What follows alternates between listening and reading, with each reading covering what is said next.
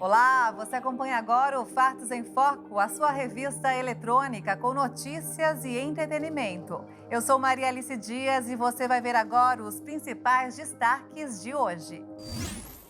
Especialistas afirmam que o momento atual é muito positivo para a transição energética e o Brasil tem tudo para sair na frente nessa corrida. A cidade de Veneza, no norte da Itália, vai cobrar taxa de turistas que não pernoitarem no local para melhorar a gestão do fluxo de visitantes. A cidade de São Paulo está na famosa lista da revista Time dos 50 melhores lugares do mundo para se visitar no setor de hotelaria. Especialistas afirmam que o momento atual é muito positivo para a transição energética e o Brasil tem tudo para sair na frente nessa corrida. Dados da empresa de pesquisa energética mostraram que em 2021 as fontes renováveis correspondiam a quase 45% da nossa matriz energética, contra 14% na média mundial de 2019. Só a quantidade de energia solar gerada quase dobrou de 2020 para 2022, segundo a Associação Brasileira de Energia Solar Fotovoltaica. O Brasil tem potencial para investir em energias renováveis e se tornar a primeira economia carbono zero do mundo. Mas você sabe o que são as energias renováveis? São aquelas geradas a partir de fluxos disponíveis na própria natureza, como o ciclo da água, a luz solar, os ventos e a biomassa. São renováveis porque têm um ritmo de reprodução muito mais rápido do que o das fontes de energia fósseis, como carvão, petróleo e gás natural, que levam milhares de anos para se sedimentarem na terra ou no fundo do mar. A energia hidrelétrica, por exemplo, compreende o barramento de rios e, frequentemente, a remoção de comunidades ribeirinhas e indígenas de suas casas. Foi o que ocorreu com a usina hidrelétrica de Belo Monte, em Altamira, no estado do Pará, que retirou centenas de famílias da beira do rio Xingu e alterou o fluxo das águas de tal modo que impossibilitou a reprodução de peixes e o ciclo da vida no local. A instalação de parques eólicos e solares e o cultivo de plantas para a geração de bioenergia também podem provocar o deslocamento forçado de comunidades locais e agricultores familiares. E por que as energias renováveis importam para o combate às mudanças climáticas? A substituição de fontes fósseis pelas renováveis, processo chamado de transição energética, precisa acontecer para termos alguma chance de manter o aquecimento da Terra dentro dos 1,5 graus Celsius. Um relatório alerta sobre o desmatamento que cresceu no Brasil. A situação mais crítica foi registrada na Amazônia. São 18 árvores derrubadas por segundo. O desmatamento nos diferentes biomas brasileiros aumentou 20,1% em 2021. Pará e Amazonas foram os estados que mais desmataram no ano. Os dados são do relatório anual do MAP Biomas, que integra ONGs, pesquisadores, empresas e entidades de preservação ambiental. Do total da área desmatada em 2021, 59% se concentrou na Amazônia, seguida pelo Cerrado, que respondeu por 30,2% da área explorada, pela Caatinga, com 7%, pela Mata Atlântica, com 1,8% e pelo Pantanal, com 1,7%. A agropecuária continua sendo o principal vetor de pressão do desmatamento, respondendo por quase 97% da área desmatada. A área desmatada em todos os biomas chegou a 42 mil quilômetros quadrados, quase o tamanho do estado do Rio de Janeiro. A Pesquisa Nacional de Saúde do Escolar, feita pelo IBGE, mostrou que o acesso à internet e o alto número de crianças que sofrem bullying estão entre os principais destaques deste levantamento. A pesquisa feita pelo IBGE faz uma análise de indicadores comparáveis dos estudantes do 9º ano ou 8ª série do ensino fundamental em escolas municipais e estaduais. A comparação dos dados foi feita no período de 2009 a 2019. O levantamento reflete uma realidade prévia à pandemia, iniciada em 2020, e, por isso, alguns problemas detectados no estudo podem ter se agravado durante os anos pandêmicos. A pesquisa sobre saúde escolar já detectava alguns problemas de vulnerabilidades dos estudantes brasileiros, como desigualdades regionais e socioeconômicas. Além desses, um outro chamou a atenção no estudo: o bullying, que em 2009, ao menos 30% dos jovens afirmavam que sofriam. E hoje, os números ultrapassam os 40%. O bullying se insere no contexto de saúde mental entre alunos, que já era preocupante antes da Covid-19 e pode ter piorado. Mas nem só de pontos negativos foi feito o estudo. O acesso à internet, por exemplo, quase dobrou. Os pesquisadores apuraram que a parcela de estudantes com acesso em casa, no total, saltou de 52,9% para 93,6%. No mesmo período, a fatia dos que tinham celular subiu de 73,7% para 86,7%. A internet garante muitos benefícios, tanto para os professores quanto para os alunos. Para além da educação formal, possibilita que as crianças e adolescentes tenham acesso a uma ampla variedade de conhecimentos, jogos e conteúdos educativos, sendo complementares à sua educação formal. E você vai ver agora uma história de amor e solidariedade que brotou de uma horta cultivada em uma escola do Jardim Colúmbia, em Campo Grande, Mato Grosso do Sul. Um projeto que tem sido um incentivo e tanto para um menino de apenas 7 anos que enfrenta a batalha contra a leucemia. É um reencontro com a horta que ele ajudou a plantar. Desde fevereiro, Moisés não retornava à escola. Na época, o menino foi diagnosticado com leucemia. A doença derruba a imunidade e por isso ele não podia ter contato com muita gente. Pediu afastamento, né? Trazer o atestado dele, porque ele teria que ficar 1 ano nesse tratamento sem ter contato, né, com as crianças, sem estar frequentando, né, todos os dias. Só que o diretor da escola arrumou um jeito do Moisés continuar estudando e participando da elaboração da horta, nem que fosse à distância. Falei, não, vamos fazer um remoto, vamos dar continuidade nesse projeto da horta e ele participando, mesmo que seja virtual. E assim foi. Então foi crescendo dentro dele essa vontade dele estar presencialmente. E essa toda a nossa gratidão, né, de poder proporcionar isso para ele. Moisés, de 7 anos, é tido pelos amiguinhos como um exemplo no modo de agir. Eu aprendi que tudo que faz nunca se devolve. Tipo, se eu bater nele, ele não vai me devolver. Todos os coleguinhas estavam com saudades do Moisés. Comecei a notar que ele estava faltando, aí eu fiquei muito triste. Aí depois minha professora mostrou um vídeo dele de chamada. Aí eu fiquei feliz, porque pelo menos eu vi que ele estava bem. Nesta segunda-feira, o menino tímido não parava de ver cada detalhe da horta. Um dos produtos que mais gosta... Alface. Por que você gosta do alface? Porque eu gosto de comer salada. A mamãe explica que a horta ajudou demais o Moisés a compreender o tratamento dele. Que tem que molhar todo dia, tem que cuidar, demora para crescer, para a gente fazer a colheita, né, para se alimentar. O que eu expliquei para ele, né? Que a gente tem que ir todo dia no hospital, fazer o tratamento certinho, conforme a médica manda. E com o tempo certo, ele vai receber a vitória dele, que é a cura, né? Que nem a colheita. Que nem a colheita. E o Moisés já fez a primeira colheita aqui da horta. Dá uma olhadinha, 2 berinjelas, rapaz. Sim. Você quer que sua mamãe faz de que jeito para você comer? Assada? Porque é delicioso. O Moisés ainda precisa terminar o tratamento e não pode vir com frequência à escola que fica no Jardim Colúmbia.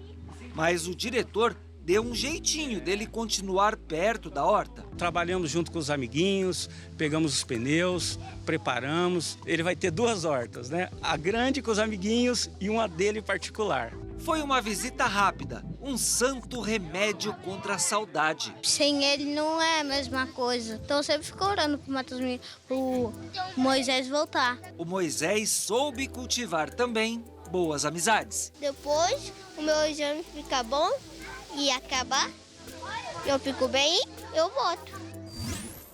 Quem não está satisfeito com o nome de nascimento ou gostaria de mudar a grafia do nome, não tem mais problemas para resolver essa questão. A nova lei dos registros públicos facilita a alteração que antes dependia de decisão judicial. Olha só. Você gosta do seu nome? Gosto. Como é que você se chama? Meu nome é Marcos Ribeiro da Silva. O senhor gosta do seu nome? Gosto. Como se chama? Lamartine. Lamartine. Ai, que chique. É. Gostaria de ter outro nome ou não? Não, tô feliz da vida com esse nome, né? Como é que a senhora se chama? Maria. Dona Maria? A senhora já quis mudar o nome em algum momento da vida? Você gosta do seu nome? Eu gosto. Nunca pensou em chamar outro nome? Ou acrescentar algum nome? Não, o meu tem muito nome acrescentado, tá bem de boa. João Paulo. Em algum momento você já quis trocar seu nome, chamar outro nome? Ah, não, meu nome é muito bonito. Não troco. Camerson.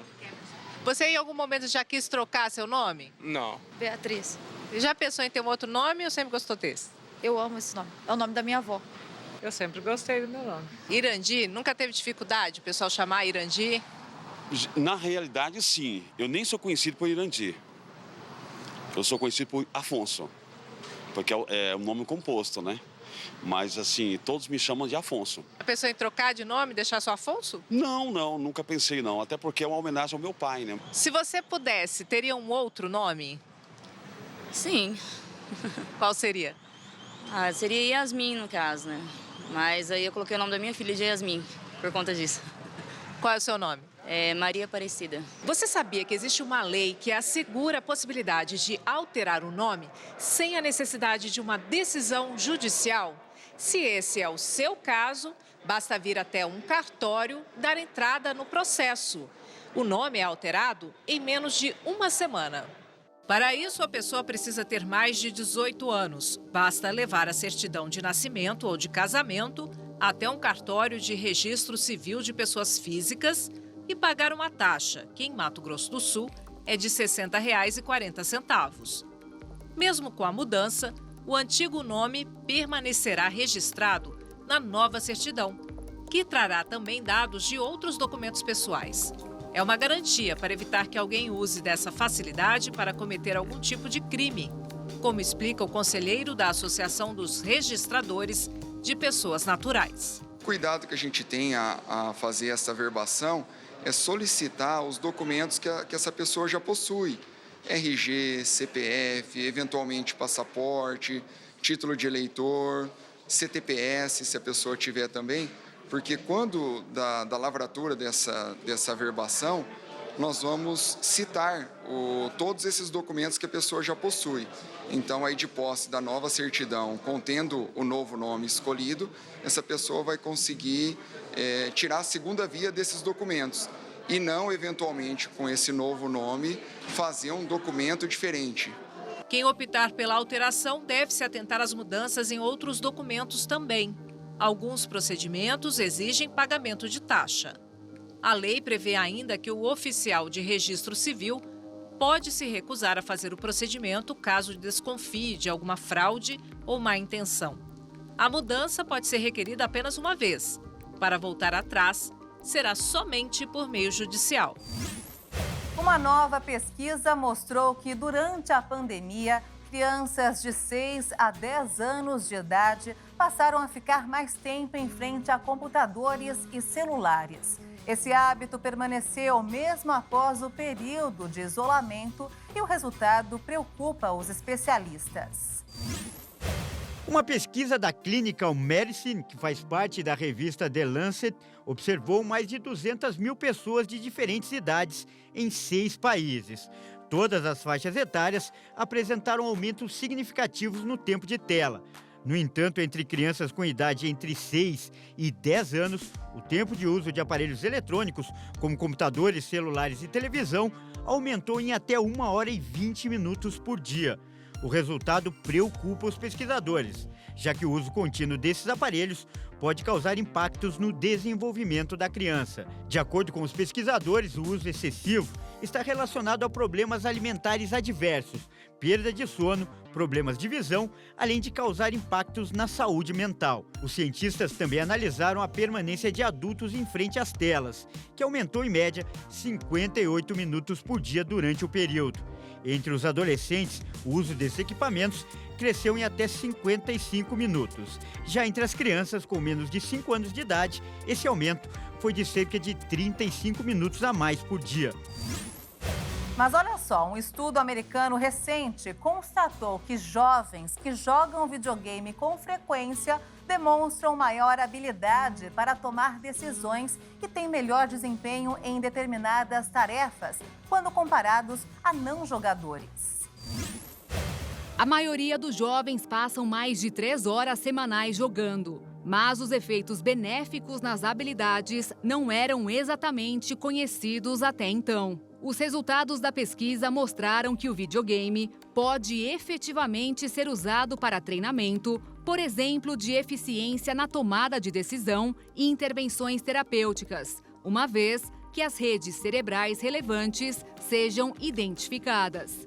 O incentivo para fazer esse estudo veio de uma situação vivida na infância por um dos pesquisadores, que por ter a visão fraca de um olho, foi orientado a cobrir o olho bom enquanto jogava videogame, com o intuito de fortalecer a visão do mais fraco.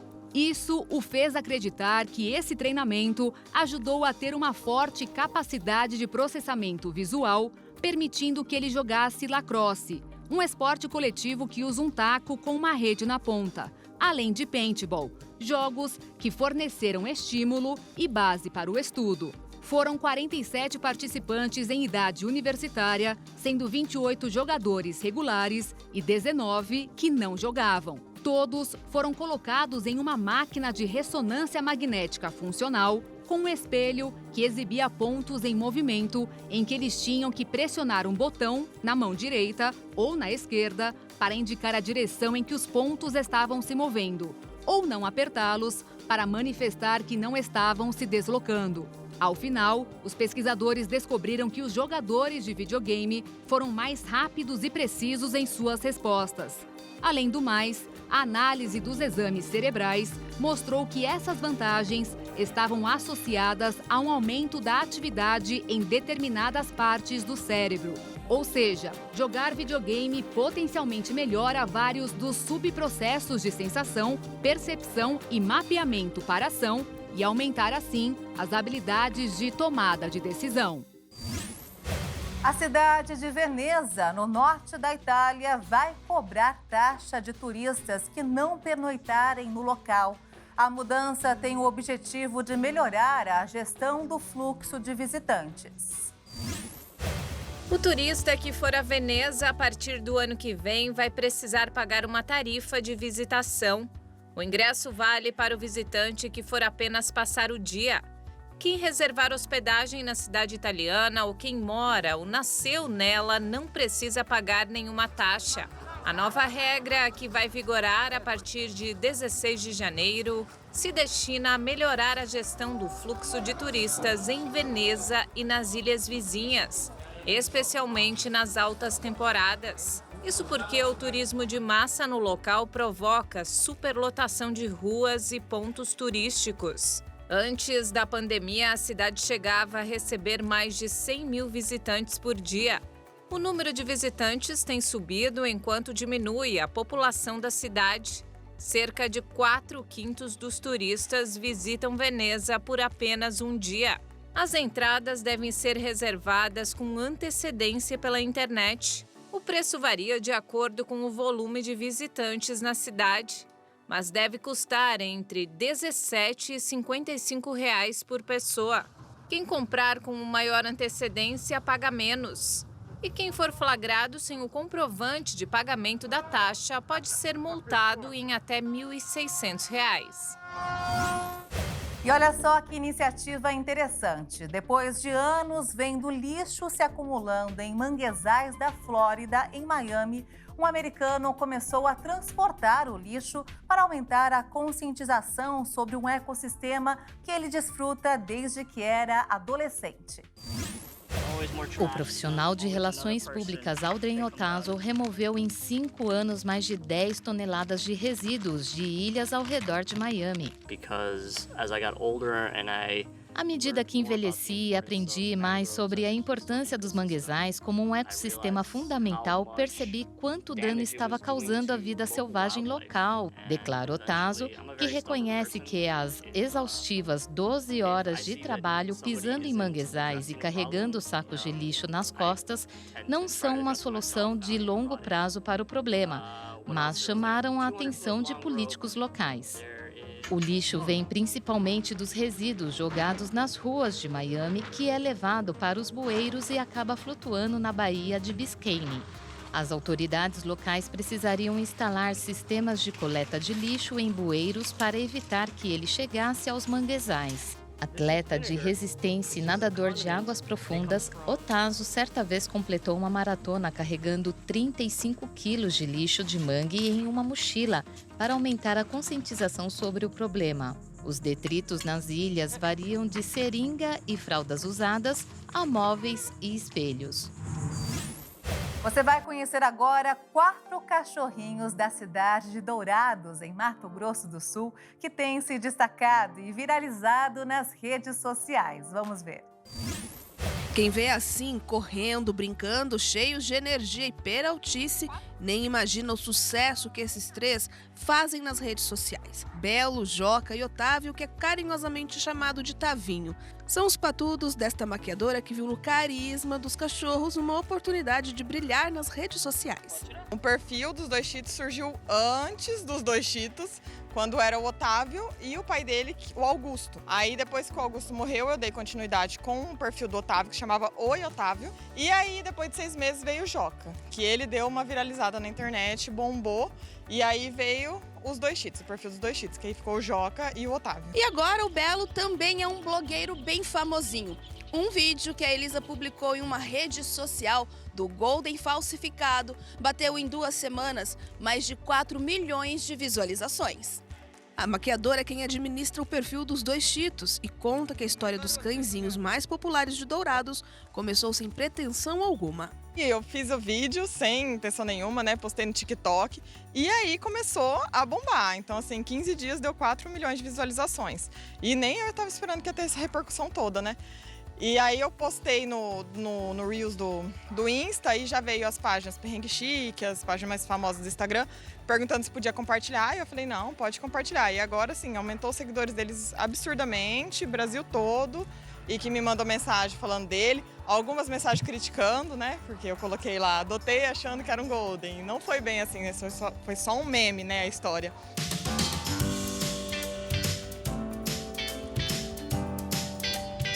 Agora essa simpatia em forma de patudo já é figurinha mais do que conhecida no município. O Alfredo, este Golden que tem apenas 1 ano e meio, é sucesso por onde passa. Carinhoso, simpático e muito brincalhão, ele conquista.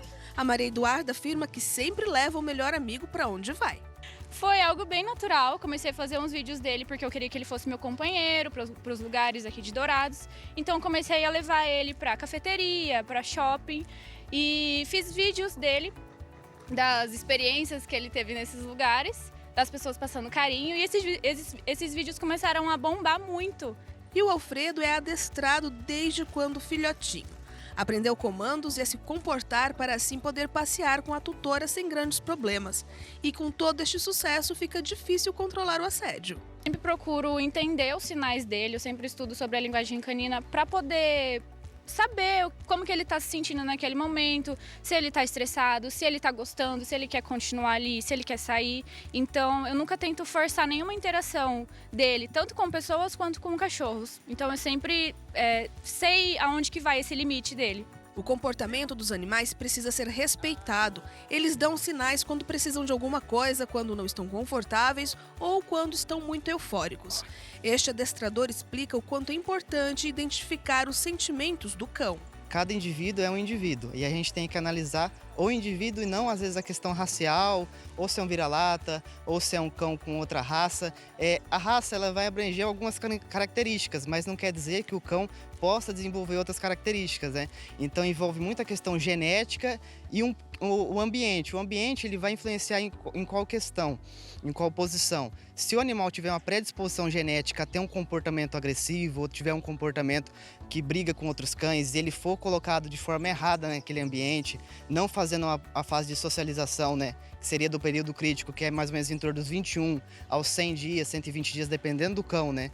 Então, essa fase é a fase mais importante da vida de um cão. Agora, o que ninguém pode negar é a felicidade e a euforia destes amigões de 4 patas. Cada um com sua individualidade, manias e costumes. Em comum, eles têm a alegria de viver e o carinho que sentem pelos tutores.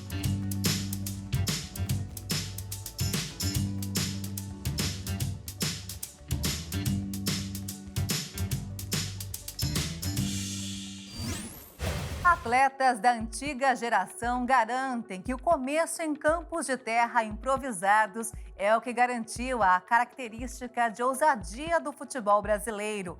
O Palmeiras tem tentado resgatar isso, levando os jovens jogadores para treinar na várzea. Voltar às origens para resgatar o jogo bonito. Esta é a missão do Palmeiras neste campinho de várzea no noroeste de São Paulo. Há 6 anos, as divisões de base infantis do bicampeão da Libertadores recorrem às favelas para observar os peladeiros que desfilam o futebol nos campos de terra batida. Um objetivo grande, um objetivo geral, é resgatar a pedagogia da rua, o futebol de rua, através de estímulos nas quais eles vão ter a liberdade para jogar, a liberdade para poder desenvolver conceitos individuais, sem a pressão num treinamento. Com a iniciativa, o Palmeiras pretende potencializar a habilidade dos futuros jogadores ao emular uma formação parecida com as que tiveram grandes lendas do futebol, que atribuem parte da ousadia e da alegria à aprendizagem nos campos improvisados. Várias figuras do futebol alertam sobre uma robotização do esporte, devido ao fato de que muitos jovens fazem escolinhas de futebol em campos melhores e não nas favelas como as antigas gerações. É muito engraçado porque a gente normalmente joga no campo, né? E aqui é muito difícil, que a bola vai pingando, sabe?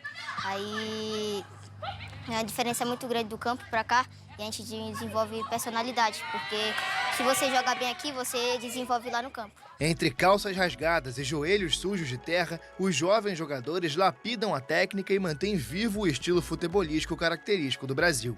Treinadores garantem que isso dá consciência às crianças dos privilégios que têm e ajuda a colocar os pés no chão em relação à realidade brasileira. Dono de 4 medalhas olímpicas de ouro, considerado o rei das pistas de atletismo e nomeado cavaleiro pela Rainha Elizabeth II, o atleta Mo Farah afirmou que chegou de maneira ilegal ao Reino Unido. Olha só. Um rei intitulado cavaleiro pela Rainha Elizabeth II, mas com uma origem nada britânica. O tetracampeão olímpico do atletismo Mo Farah, o rei das pistas, declarou em um documentário que chegou de maneira ilegal e forçada no Reino Unido. Separado da mãe, foi transportado ilegalmente com 9 anos de idade e com uma identidade falsa sob o nome de um outro menino, Mohamed Farah. Refugiado da Somália, ele conta que foi obrigado a trabalhar como empregado doméstico de uma família após ser traficado para o país. O atleta contou a verdade para o professor de educação física, que havia notado suas mudanças de humor quando estava na pista. Foi então morar na casa da mãe de um amigo que cuidou de verdade dele. No documentário a ser exibido na próxima quarta-feira pela BBC britânica, ele conta que seu nome original é, na verdade, Hussein Abdi Caim. A história de vida do fundista tem outras passagens tristes, como o assassinato do pai na Somália, quando tinha apenas 4 anos. Farah retornou ao país africano em 2003 e mais tarde criou uma fundação com a esposa para construir poços e fornecer alimentos e assistência médica no continente. O atleta, que venceu as provas dos 5.000 e 10.000 metros nos Jogos Olímpicos de Londres 2012 e Rio 2016, explica que foram os 4 filhos que o pressionaram a revelar a verdade sobre seu passado.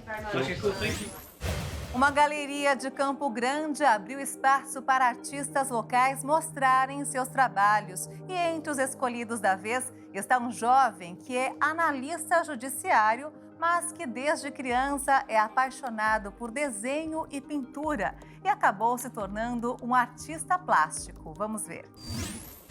Pelos trabalhos, pode-se dizer que o Gustavo Comparim tem altas habilidades. O analista judiciário é autodidata, desenha desde sempre. Já a pintura a óleo tem 2 décadas. Começou como hobby.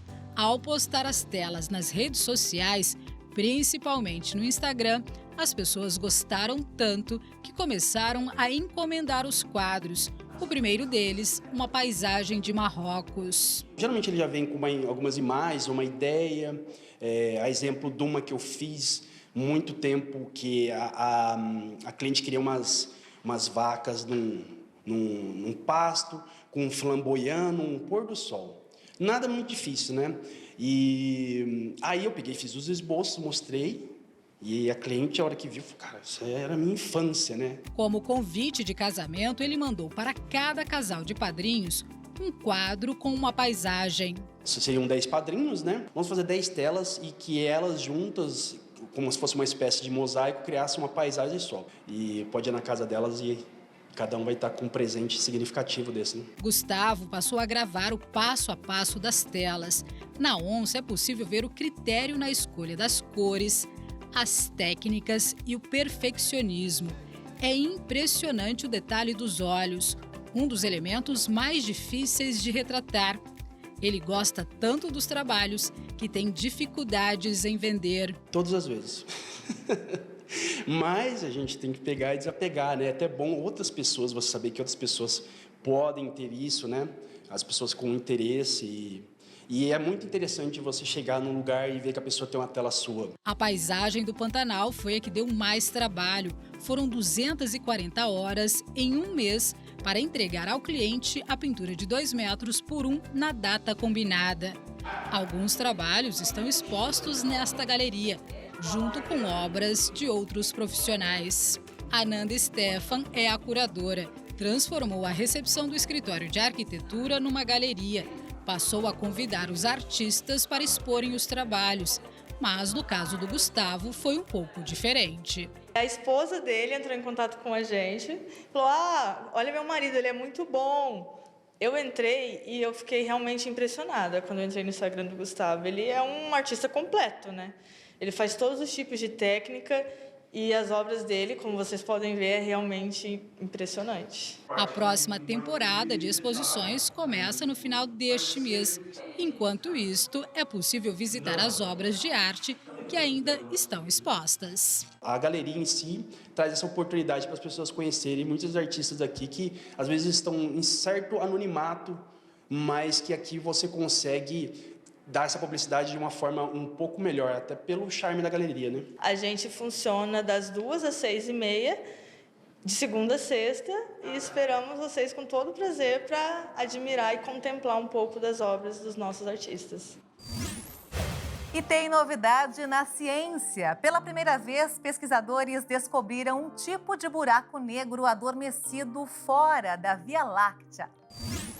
O estudo do Observatório Europeu do Sul mostrou que esse novo buraco negro tem 9 vezes a massa do nosso Sol e orbita uma estrela azul 25 vezes maior que ele. Encontrado fora da nossa Via Láctea, é considerado adormecido porque, diferente da maioria dos buracos negros já estudados, ele emite níveis menores de radiação.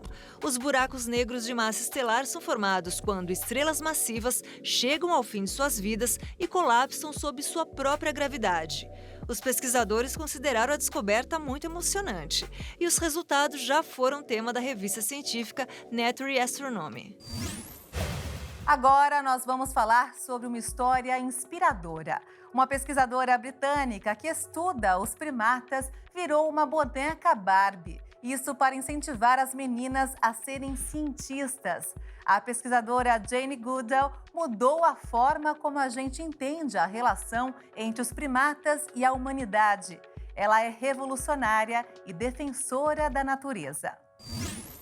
A boneca faz parte da série Mulheres Inspiradoras e foi feita de plástico reciclado do oceano. A criação marca os estudos inovadores de Goodall sobre chimpanzés. Quando soube que Jane, a boneca Barbie, ia ser feita, fiquei muito feliz, porque na verdade eu vinha sugerindo isso há muito tempo, que as meninas não querem apenas ser estrelas de cinema e coisas assim, mas muito deles, como eu, querem estar na natureza, estudando os animais. E então uma boneca Barbie, que é a Jane, é uma super ideia. Vestida uniformizada com uma camisa caqui e shorts, a boneca tem um par de binóculos no pescoço e ao seu lado uma réplica do primeiro chimpanzé a confiar em uma primatologista enquanto realizava sua pesquisa no Parque Nacional de Gombe. Aos 88 anos hoje, Jane começou a sua pesquisa no leste da África em 1960, observando que os chimpanzés fabricam ferramentas, caçam e comem carne e mostram compaixão, entre outras características. Quando eu estava crescendo, você sabe que não havia modelos femininos. Fui ajudada por uma mãe que apoiou meu sonho, mas meus heróis, meus modelos, eram Tarzan e o Dr. Dolittle. Não havia mulheres fazendo o tipo de coisas que eu queria fazer. A fabricante Mattel pretende ainda fazer uma parceria com o Instituto Jane Goodall, ensinando jovens e crianças sobre seu impacto ambiental. E olha só essas imagens. Pelo menos 4 baleias foram flagradas passeando no mar em Santa Catarina. Os registros foram realizados enquanto elas nadavam pela praia de Itapiruba Norte, em Imbituba, no sul catarinense. Os animais visitam bastante a região e já foram vistos outras vezes no estado em outras 3 oportunidades e nomeados como B704 e B535. Em 2013, a baleia B704 fez sua primeira aparição na praia de Santa Catarina, depois voltou novamente em 2016 e 2019.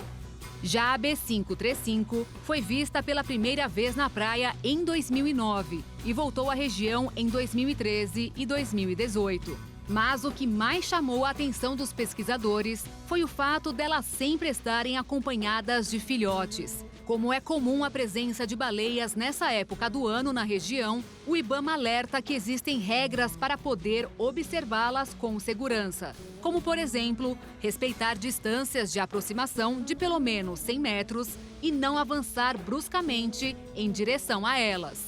Mas nada que impeça de fazer um belo registro caso as encontre no meio do mar. A cidade de São Paulo está na famosa lista da revista Time dos 50 melhores lugares do mundo para se visitar pelo setor de hotelaria. A publicação também parabenizou a grande metrópole brasileira pelo retorno do turismo após a pandemia. E tem mais. Na lista de 2022, São Paulo está entre outros destinos incríveis, como Miami, nos Estados Unidos, Bogotá, na Colômbia e a cidade de Salta, no noroeste montanhoso da Argentina, no quesito cidades que oferecem experiências novas e emocionantes. O destaque obtido na Time deve ser um atrativo adicional para que mais turistas estrangeiros incluam a Terra da Garoa em sua rota quando vêm conhecer o Brasil, indo além dos destinos já consagrados como Rio de Janeiro, Salvador, Recife e Fortaleza, cidades conhecidas mundialmente por suas praias, comidas típicas e a hospitalidade do povo. E o Fatos em Foco fica por aqui. Se quiser rever as reportagens desta edição, acompanhe as nossas redes sociais. Obrigada pela sua companhia e um excelente fim de semana para você. Tchau!